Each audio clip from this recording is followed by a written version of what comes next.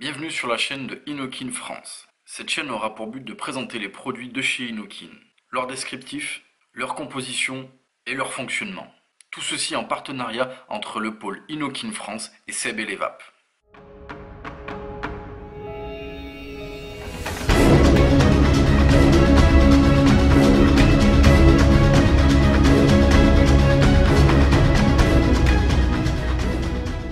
Pour information, concernant l'atomisation, une vidéo a déjà été faite, certes avec une autre box, mais elle a déjà été faite. Donc nous ne ferons qu'un petit focus sur cet atomiseur. Nous verrons pour faire une vidéo seulement sur cet atomiseur. Dans ce kit, nous avons la box Coolfire Ultra qui garde le design très particulier des Coolfire, vraiment très identifiable, avec un atomiseur fait vraiment pour de la puissance en prise directe. À savoir que cette box a une capacité de 4000 mAh et peut envoyer jusqu'à 150 watts. Elle est capable également de faire du contrôle de température en Ni, Ti et stainless steel. Elle accepte les résistances à partir de 0,1 ohm. À l'intérieur du kit, nous trouverons bien entendu la box Coolfire Ultra, l'atomiseur Sion, un tank Pyrex de remplacement comme vous le voyez qui est légèrement plus gros, ce qui pourra augmenter légèrement la contenance de l'atomiseur Sion, à savoir aux alentours de entre 3 et 4 ml.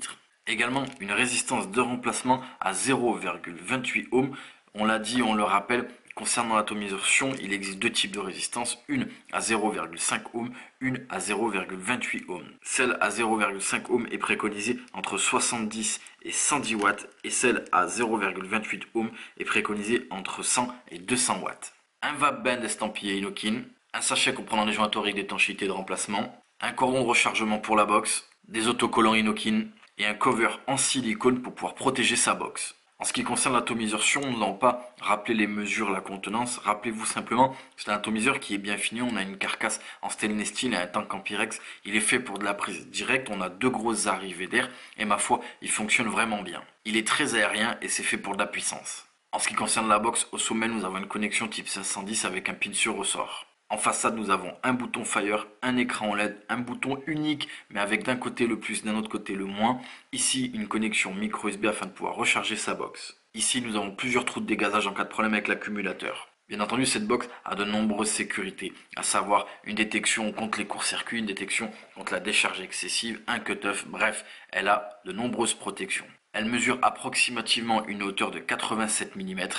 Un diamètre ici au plus large car on le voit ça fait un petit rond de 24 mm et ici dans ce sens là approximativement car vous le voyez la forme est un petit peu particulière de 50 mm.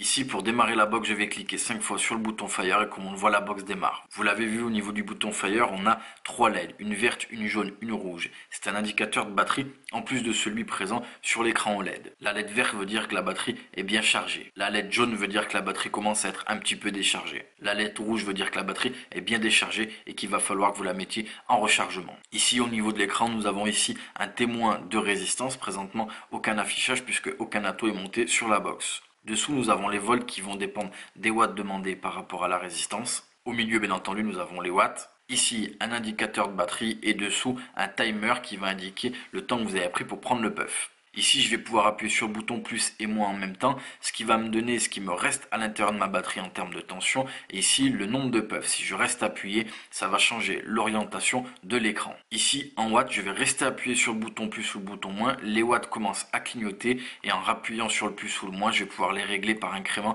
de 0,5. Ici, en appuyant sur le bouton Fire et le bouton plus en même temps, ça va me permettre, comme vous le voyez, de me balader dans les menus de contrôle de température en Ni, Ti, et bien entendu en stainless steel. Si je continue, je vais revenir au mode Watt. En termes de contrôle de température, on pourra contrôler la température entre 200 et 600 degrés Fahrenheit ou entre 100 et 315 degrés Celsius. Ici, pour régler les degrés, je vais rester appuyé sur le bouton plus ou le bouton moins. On le voit, les degrés se mettent à clignoter et je vais pouvoir les augmenter. Pour pouvoir aller entre les degrés Fahrenheit et degrés Celsius, je vais devoir monter à la limite haute ou basse de l'un des deux degrés.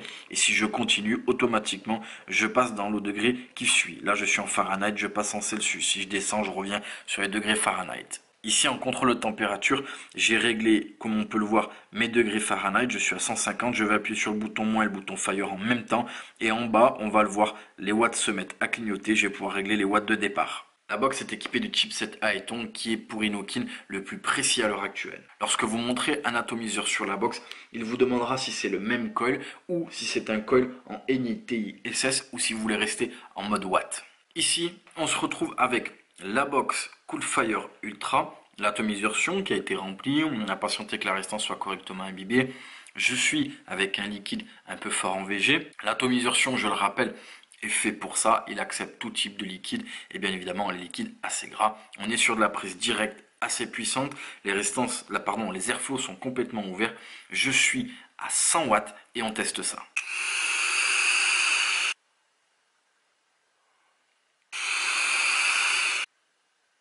Vous l'avez vu, grosse puissance. On a vraiment un très gros nuage de vapeur.